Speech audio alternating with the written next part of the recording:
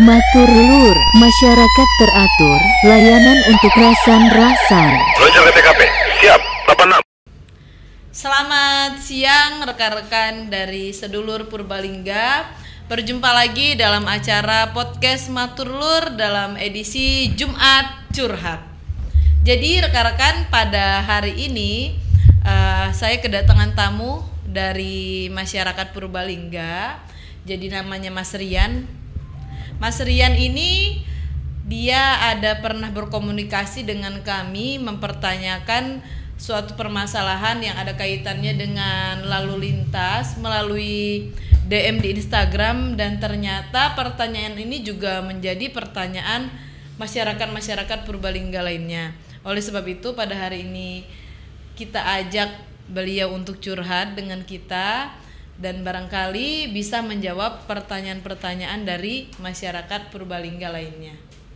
Sebelumnya kita akan perkenalan dulu nih. Mas Rian, Assalamualaikum, selamat pagi. Waalaikumsalam warahmatullahi wabarakatuh. Iya. Bu, saya manggilnya Bu ini. Iya, betul. Boleh, Bu boleh, Adek boleh, Mbak boleh. Jadi Mas Rian ini dari mana nih? Saya dari Desa Bumisari, Kecamatan Bojongsari. Ya, dari Kecamatan Bojongsari ya.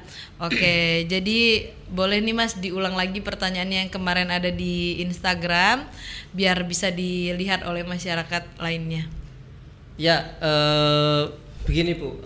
Jadi beberapa waktu lalu itu ya curhat ya. Iya, curhat dong. Beberapa waktu lalu itu saya kan menjual motor itu, motor. Nah, kebetulan motor itu nggak usah disebutin harganya ya. Oke. Nggak apa-apa, nggak usah disebutin harganya. Motor itu sudah saya jual. Nah, jadi otomatis motor itu sudah jadi milik orang lain. Nah, suatu saat itu saya mendapatkan surat dari kepolisian. Surat itu surat tilang itu loh. Padahal saya kan surat tilang. Padahal saya kan sudah tidak punya motor itu sudah jadi milik orang lain. Nah, saya tuh bingung tuh. Saya harus membayarnya atau saya harus membayar atau saya harus yang beli motor itu yang harus membayar atau seperti apa? Saya ngadunya gimana seperti itu. Tapi fotonya foto Mas Rian bukan nih? Bukan foto ya. Saya, foto orang yang foto orang lain tapi pakai motor bekas motor saya itu. Oh, yang sudah pernah Mas Rian jual ya. Betul. Oh iya. Jadi di Indonesia ini dari Korlantas Polri itu sudah ada yang namanya etle, sudah sering disosialisasikan baik itu di medsos ataupun di surat kabar, media cetak, di radio, televisi. Jadi pada intinya etle itu Electronic Traffic Law Enforcement. Bahasa gampangnya dia penilangan menggunakan elektronik, yang mana memang elektronik ini juga bisa dijadikan sebagai barang bukti pada saat melakukan penilangan. Itu ada di pasal 272 Undang-Undang Lalu Lintas nomor 22 tahun 2009. Nah, jadi etle ini dia memang mekanismenya tidak bisa membedakan pengemudi tersebut apakah mengendarakan kendaraan miliknya atau bukan. Yang dia tangkap di sini seketika ada pelanggaran kasat mata, dia langsung akan mengcapture. Kemudian datanya dikirimkan ke back office di Korlantas sehingga nanti masuk ke kita juga. Ada di wilayah-wilayah itu namanya posko etle. Dari posko etle itu didapatkan plat nomornya kemudian terintegrasi ke ERI, kemudian nanti dari Samsat itu ada datanya kendaraan tersebut, plat tersebut milik siapa, dan ternyata plat kendaraan motor tersebut masih milik Mas Rian, sehingga otomatis dari petugas back office itu mengirimkan surat konfirmasi ke alamatnya Mas Rian. Dan Mas Rian menemukan suratnya, kemudian Mas Rian bingung ya. Bang, saya udah nggak bawa motor itu, Mas suruh bayar tilangnya gitu. Iya, soalnya Mas Rian pasti kan yang termasuk yang tertib ya. Tapi kenapa Mas Rian yang dapat suratnya ya? Iya. Jadi apabila ini terjadi kepada Mas Rian dan pengguna jalan lainnya, tidak usah khawatir, tidak akan Mas Rian ini kemudian harus membayar tilangnya tidak. Jadi otomatis itu ada waktu yang diberikan untuk konfirmasi Mas. Ketika surat ini sampai ke Mas Rian, itu nanti ada waktu sekitar 5-8 hari, Mas Rian ataupun masyarakat bisa mengkonfirmasi ke posko etle di wilayahnya Mas Rian. Kalau di sini dia ada di Satlantas Polres Purbalingga, ada posko etlenya. Oh gitu ya Bu ya. Ya. Oke, jadi saya tuh tidak usah pusing lagi ya, maksudnya nggak usah. Tinggal datang ke sini aja nanti nanyakan ke petugas di penjagaan, konfirmasi itu saja, konfirmasi soal tilang itu aja. Iya, betul. Jadi nanti dijelaskan saja, Pak, ini saya tidak melakukan pelanggaran tapi saya dapat surat ini. Nanti dari petugas tilang tersebut akan memblokir. Jadi dia nanti akan diblokir di Samsat, namanya blokir etle. Jadi ketika nanti pembeli kendaraan bermotornya Mas Rian mau bayar pajak, dia tidak bisa karena akan terblokir etle. Kalau misalnya nggak dia bayar-bayar kan dia akan dapat konsekuensi denda ya. Nah pasti dia otomatis akan membuka blokir dari pajak tersebut dengan cara ke posko etle, kemudian nanti di sana akan diberikan surat tilang, kemudian ada nanti kode briva, dia bisa bayarkan di loket BRI terdekat ataupun melalui m-banking lainnya. Oke. Ya, jadi jangan khawatir. Itu sebabnya baiknya Mas Rian ketika Mas Rian menjual kendaraan itu tolong diajak pembelinya untuk segera dibalik nama. Iya. Iya, karena kan penting ada fungsi regiden di sini, fungsinya registrasi, identifikasi kendaraan bermotor. Ya, jadi ketika nanti terjadi kecelakaan ataupun terjadi tindak pidana masih identitasnya Mas Rian ketika dicek di Samsat. Oh gitu ya. Iya, minimal Mas Rian nanti akan repot setidaknya menjadi saksi atau atau misalnya terduga pelanggar seperti etle yang barusan terjadi sama Mas Rian. Jadi ya bahaya juga ya Bu ya kalau misalnya kalau saya jual motor tidak balik nama itu ya. Betul. Malah bisa nanti dikira itu saya motor itu digunakan untuk yang tidak kejahatan, malah saya bisa keseret-seret ya Bu ya. Keseret-seret, minimal Mas Rian sudah repot dong jadi saksi dipanggil. Iya. Mas Rian harus repot untuk menjelaskan bahwa kendaraan tersebut bukan milik saya, sudah saya jual, sudah saya pindah tangankan. Itu juga nanti harus ada buktinya jualnya tanggal sekian ini. Iya, jualannya ya benar gitu ya. Repot. Kalau Mas Rian nggak bisa membuktikan kemudian yang membeli juga tidak mau mengaku sudah pernah beli ke Mas Rian kan repot juga kan. Oh iya. Iya, minimal di situ Mas Rian baiknya mengajak pembeli tersebut untuk dibalik lama. Ini juga masukan untuk pengendara lainnya ini, karena kan masih banyak kendaraan yang memang tidak langsung dibalik nama pada saat dia membeli ataupun setelah dijual. Kalau di Samsat itu juga masih berlaku pajak progresif Mas. Oh gitu. Jadi kendaraan yang atas nama sama, kalau di Jakarta itu dia sudah, kalau dia satu KK atau alamat sama dia bisa kena pajak progresif. Ya, masuknya ketika Mas Rian beli kendaraan lagi dianggap ini adalah kendaraan keduanya Mas Rian atau kendaraan ketiga. Ya, ini wewenangnya UPPD sih yang bisa lebih menjelaskan. Nah, nanti Mas Rian dong yang dia akan dapat pajak tambahan. Iya. Terus ini Bu, masih tadi kaitannya dengan tilang itu ya. Iya. Nah, itu kan tadi kan saya udah jual motor itu. Iya. Nah, karena saya udah jual motor, saya beli baru lagi nih. Beli baru atau beli second? Beli baru. Oh, beli baru. Nah, beli baru ya. Terus itu saya kebetulan kan saya di desa ya. Iya. Di desa, nah itu. Nah, suatu saat itu saya dikirimi surat lagi nih. Dikirimi surat lagi? Surat tilang lagi nih. Waduh. Nah, maksudnya gini, surat tilang lagi itu buktinya kan foto. Oh iya, nah, foto.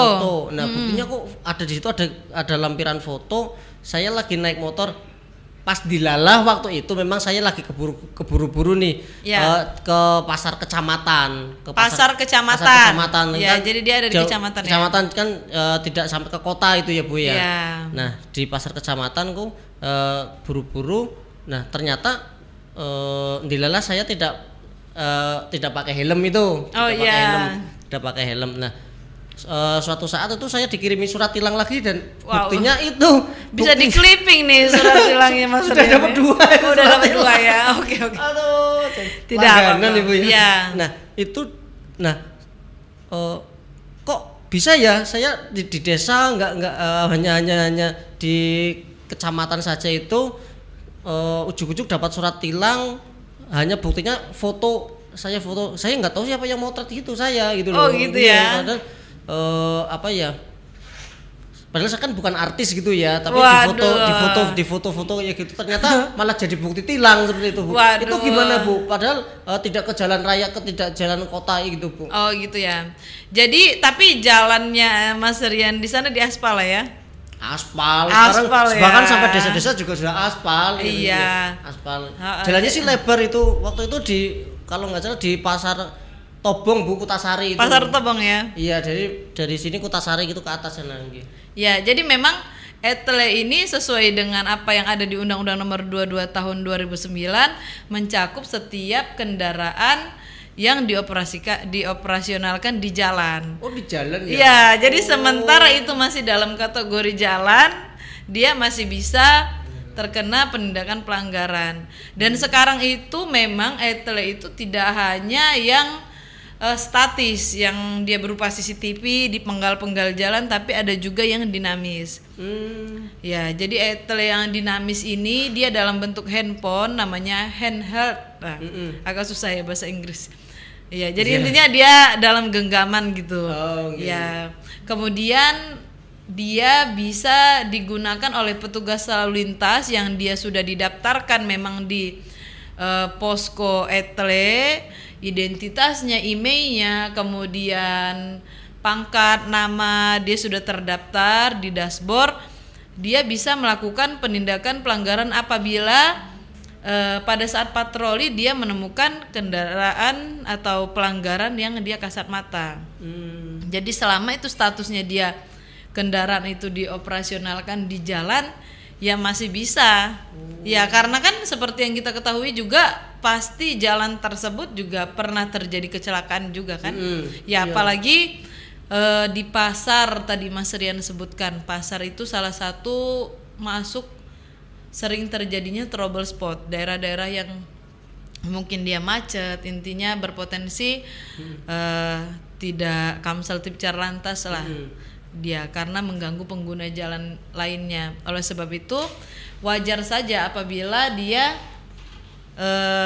terkena capture ETLE tersebut, karena tujuannya kita ini melakukan penindakan pelanggaran kan untuk mengurangi angka kecelakaan lalu lintas, yang mana yang kita ketahui dia salah satu penyumbang terbanyak kematian penyebab laka lantas yang disebabkan oleh laka lantas ini. Oleh sebab itu salah satunya bagaimana cara mengurangi angka kematian oleh laka lantas itu ya menggunakan ETLE ini tadi. Ya harapan saya sih selama dia masih di jalan, kemudian di situ masih ada pengguna jalan yang lain, tetap harus tertib dalam berlalu lintas. Walaupun terburu-buru ya Bu ya. Iya, loh justru terburu-buru itu kan potensi nih, potensi laka lantas kan. Iya, karena kan kalau misalnya kita mau safety itu harusnya harus penuh konsentrasi, dia tidak dalam psikologisnya terburu-buru atau psikologisnya itu sedang ada masalah, dia baiknya sehat jasmani dan rohani kan.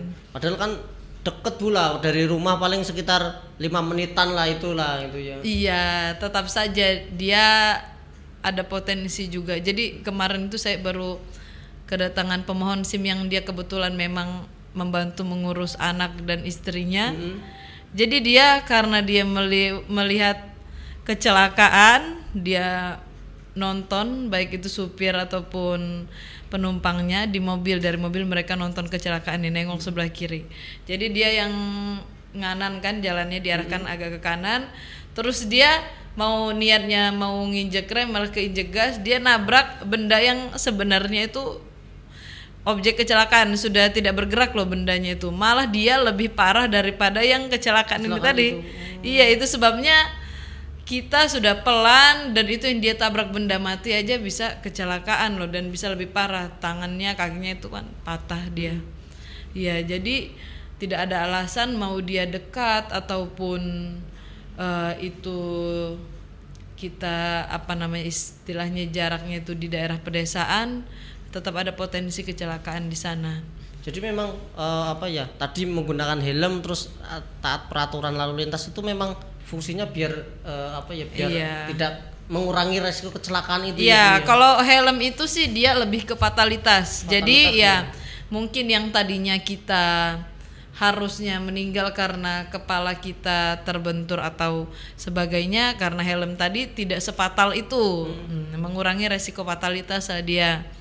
Bukan karena pakai helm karena takut mbok ditilang polisi gitu. Iya, Mas Rian nggak boleh kayak gitu.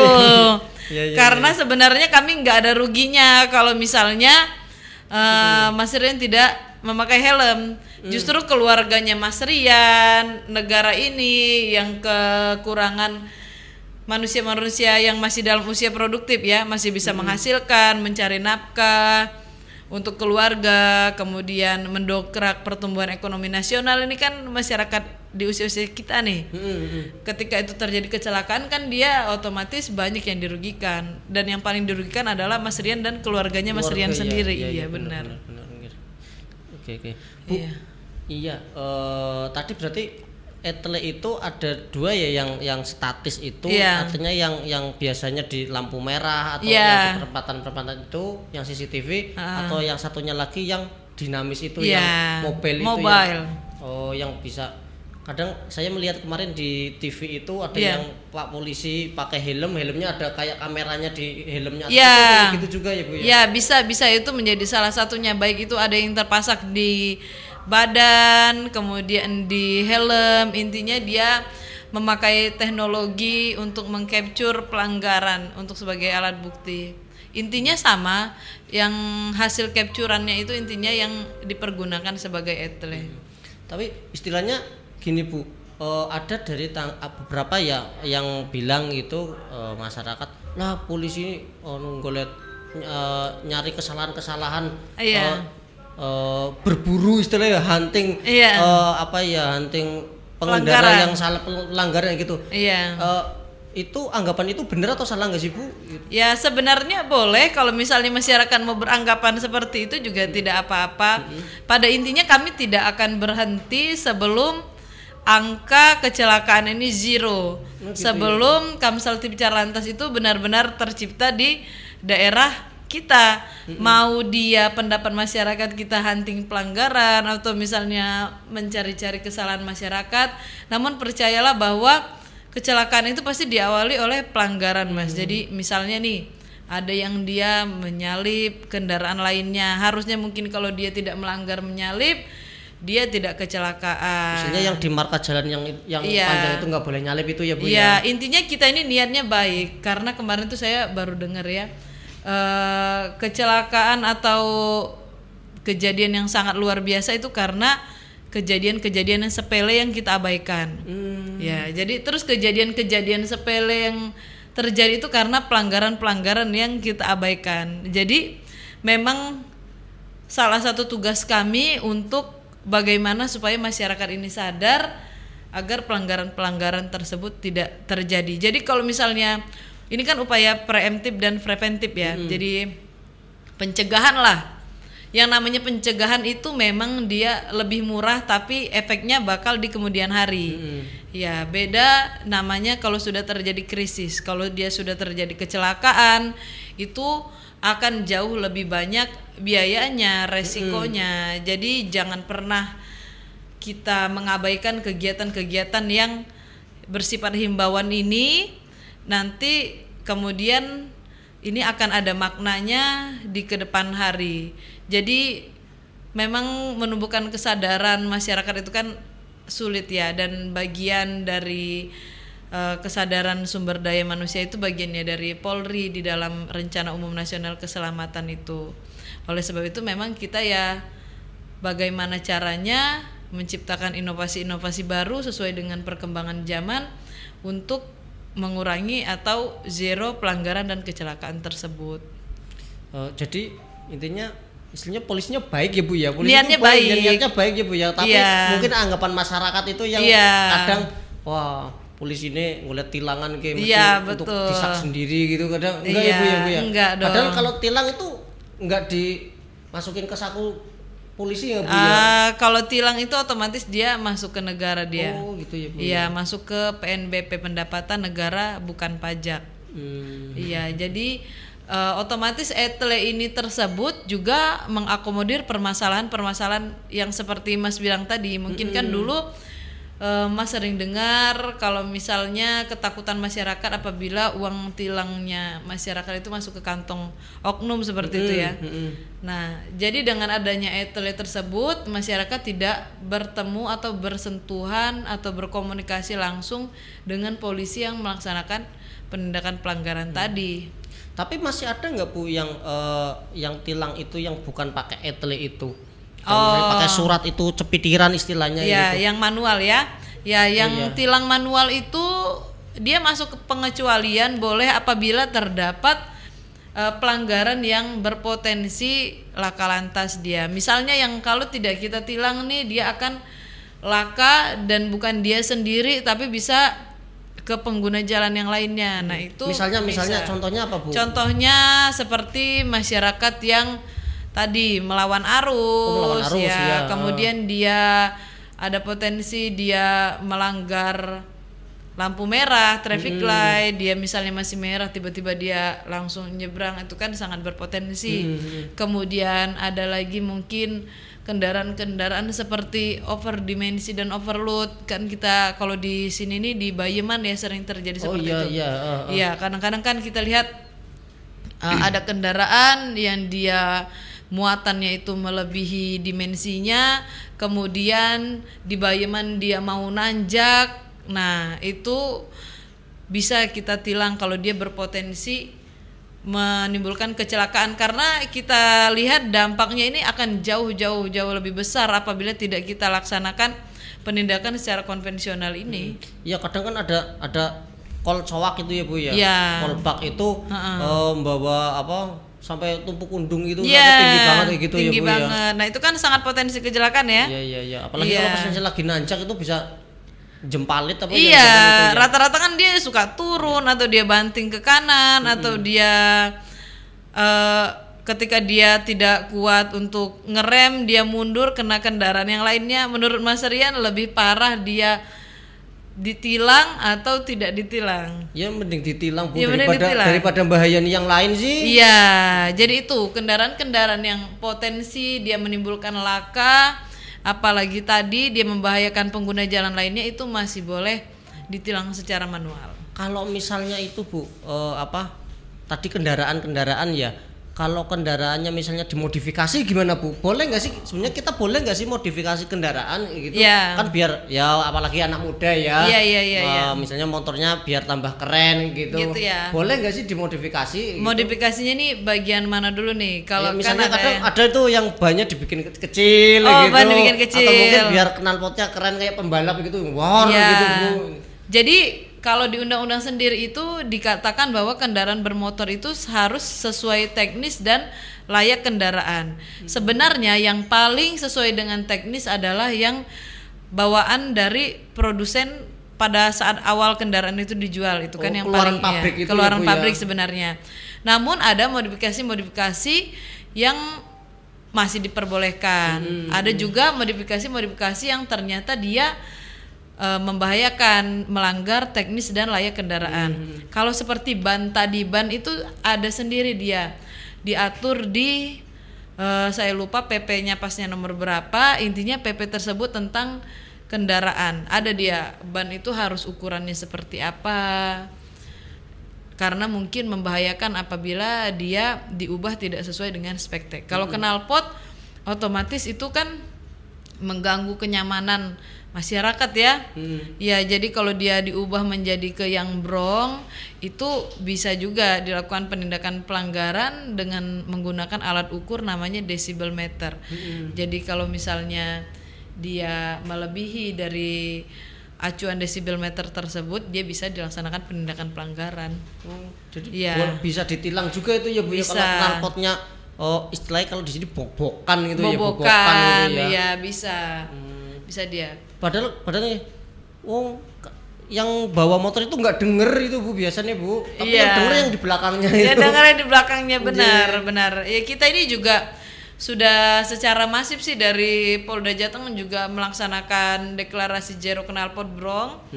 Jadi di wilayah-wilayah juga melaksanakan baik itu berupa teguran dan ada masyarakat yang memang dia menyerahkan knalpotnya untuk diganti dulu baru dia bisa jalan lagi seperti itu. Tapi kan di Purbalingga juga banyak pabrik knalpot Bu itu yang bikin knalpot gitu Bu. Iya kan ada knalpot yang SNI dan knalpot brong ini mungkin boleh digunakan dalam acara-acara freestyle, kan ada tempatnya tersendiri ya. Sendiri ya Bu ya. Iya, jadi bukan salah penjualnya dong. Kemudian pada saat ada pembunuh menggunakan pisau, apa salah penjual pisaunya? Kan tidak.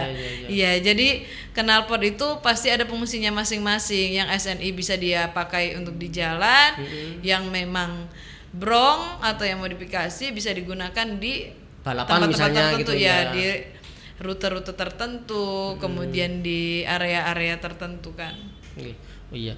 Terus gini Bu, kebetulan di tempat saya ya, karena di pinggiran itu ya, terus di dekat kecamatan itu ya, apa ya, di jalannya kan lebar itu, lebar terus panjang lurus itu. Lebar panjang lurus.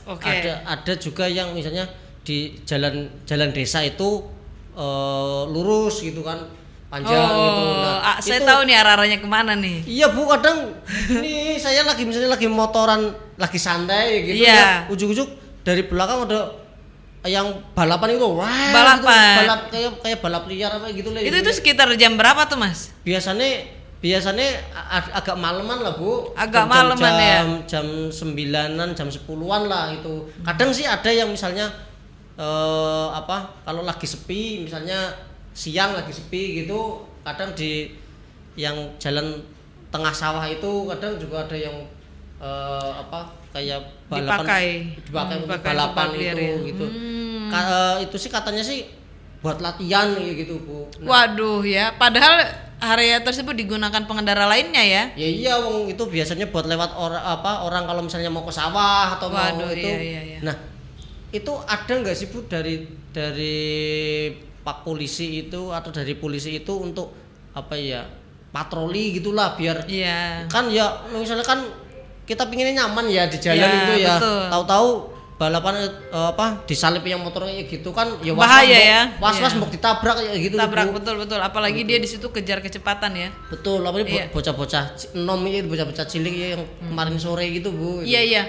Ini terima kasih masukannya, karena memang dari Satlantas sendiri ataupun dari Polres itu sudah ada yang namanya Blue Light Patrol. Blue Light Patrol itu patroli yang dilaksanakan pada malam hari, jam-jam rawan. Dia kemudian di titik-titik dengan sasaran yaitu masyarakat yang melaksanakan balap liar ataupun potensi-potensi ancaman gangguan lainnya.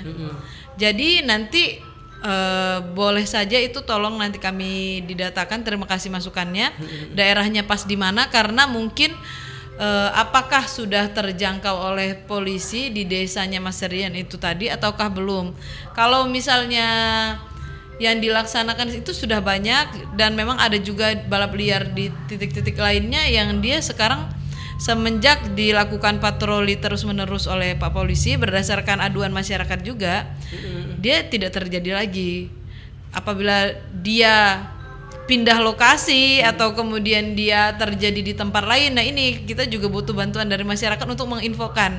Di WA aja nggak apa-apa ya Bu ya? WA aja, di WA aja. Polisi gitu aja boleh ya Bu? WA boleh, kan sekarang sudah ada nomor aduan, bahkan Pak Kapolres sendiri dia sudah punya aduan, membuka layanan untuk masyarakat seluas-luasnya apabila ingin melaksanakan atau mempunyai masalah dan ingin mengadu kepada polisi, langsung kepada pimpinan tertinggi langsung di Polres. Pak Kapolres ya? Iya, ada nomornya. Luar biasa Pak Kapolres. Iya, tapi kalau ke Bu Mia juga boleh? Boleh atau dong. ke anggota yang lain juga boleh? Boleh, boleh. Pasti nanti kan kita di situ ada grup, pasti mereka langsung share ke grup dan ada yang piket pada saat itu langsung luncuran ke sana. Atau misalnya kalau di desa itu ya Bu ya, Iya. di desa ke Polsek juga boleh Bu? Boleh, ke Polsek juga boleh dia. Di sana kan siapapun polisi yang Mas temukan itu tidak peduli dia tugasnya apa di Reskrim, Binmas, adukan saja nanti pasti akan masuk laporan informasinya ke kami dan langsung akan kami tindak lanjuti.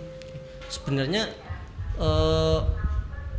polisi lalu lintas itu baik-baik ya Bu ya. Iya. Ya intinya apa ya, agar masyarakat pada selamat di jalan itu ya Bu ya.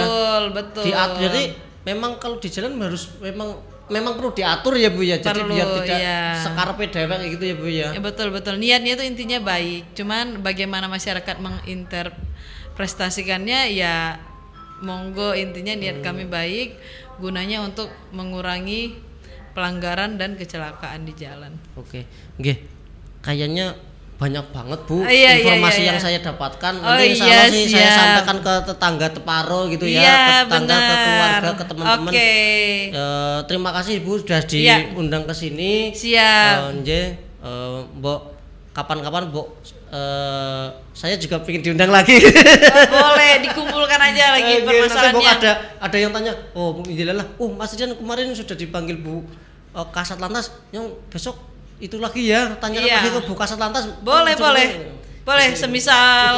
Semisal nanti masyarakat juga ada yang ingin seperti Mas Rian, dia mungkin mau membuat laporan polisi juga masih bingung, atau misalnya dia mau mengadu ke siapa juga bingung, boleh. Dan tidak hanya di ruangan ini, ada juga mobil-mobil polisi yang sekarang itu patroli untuk melaksanakan atau menampung curhatan dari masyarakat. Mereka akan ke tempat perkumpulan masyarakat dan di situ masyarakat boleh mengobrol, boleh curhat terkait dengan permasalahan-permasalahan yang ada kaitannya dengan penegakan hukum atau dengan institusi kepolisian.